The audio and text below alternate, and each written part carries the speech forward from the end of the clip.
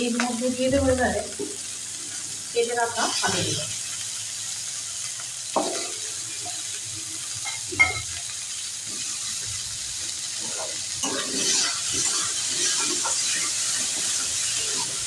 আলুগুলো একটু ভাজবো না,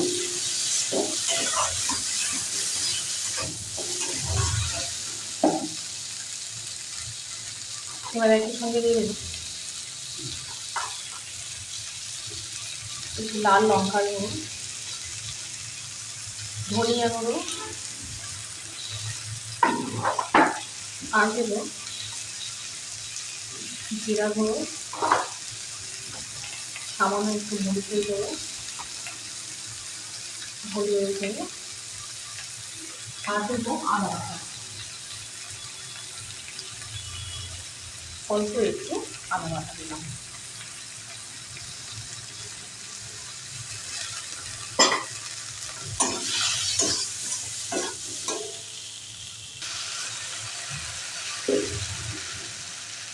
এবার দেবো প্রয়োজন মতো নুন।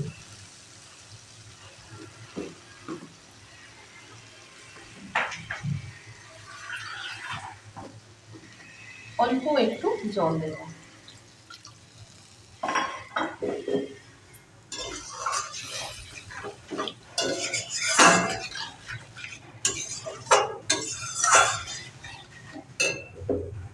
এভাবে একটু কষিয়ে নেব।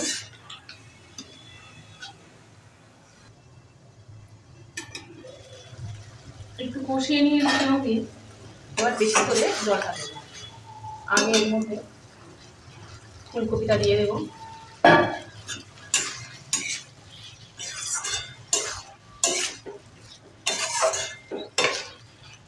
এবার এর মধ্যে জলটা দেবো। এবার একটু জলের পরিমাণটা বেশি দেবো, একটু ফুটবে।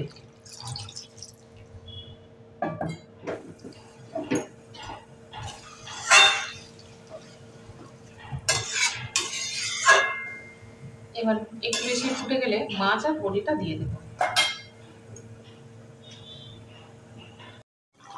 তরকারিটা বেশ ফুটছে, এবার নামিয়ে নেব। বেশি ফুটলে আর হবে না, আমি এটাকে সাঁতলাবো। এখন আমি এটাকে ঢেলে নেব। অনেক গরম হয়ে গিয়েছে, এবার আমি দেবো খুব অল্প পরিমাণে তেল,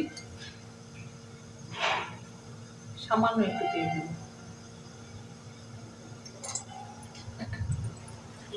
দেব একটা তেজপাতা একটু কেটে দিয়েছি, আর দেব সামান্য পাঁচফোড়ন,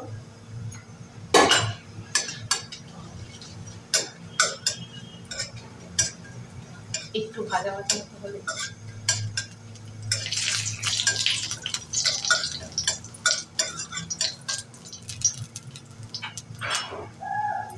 তরকারিটা এর মধ্যে ঢেলে দেব।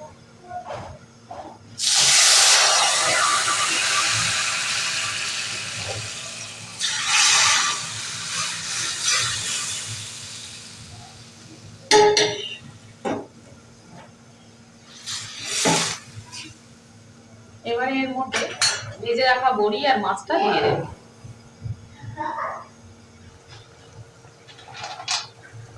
বড়ি ভাজাগুলো দিয়ে দিলাম,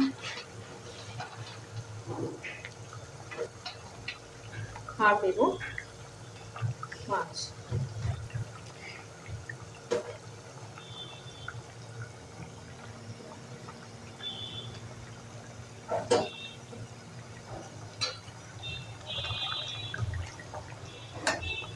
এটা বেশিক্ষণ আর ফুটবে না,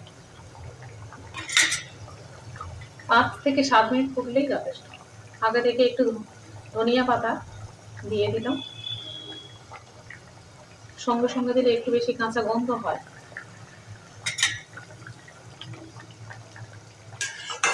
যেহেতু 5 মিনিট বা 7 মিনিটে রান্না হবে, তাই আগে থেকে দিয়ে দিলাম। আর দেবো সামান্য পরিমাণে জিরে এবং ধনিয়া গুঁড়ো।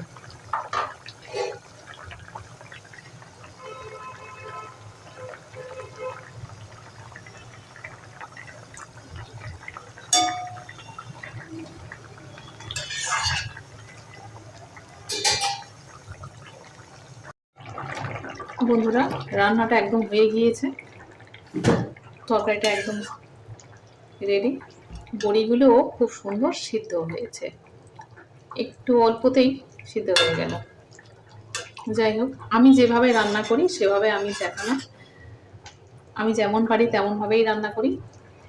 আর ভিডিওটা যদি ভালো লেগে থাকে তাহলে অবশ্যই করে লাইক, শেয়ার এবং অবশ্যই করে সাবস্ক্রাইব করবেন। দেখা হবে আবার পরের ভিডিওতে।